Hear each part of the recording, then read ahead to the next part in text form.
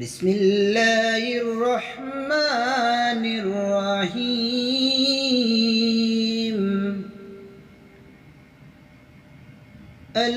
ألهاكم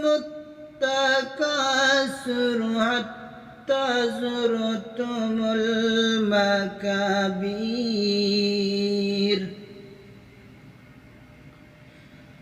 كلا سوف تعلمون ثم كلا سوف تعلمون كلا لو تعلمون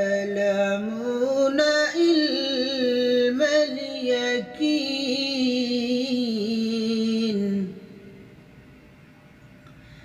لترون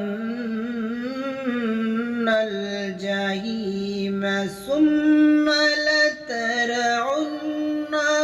عين اليقين ثم لتسألن يومئذ عن النعيم صدق الله العظيم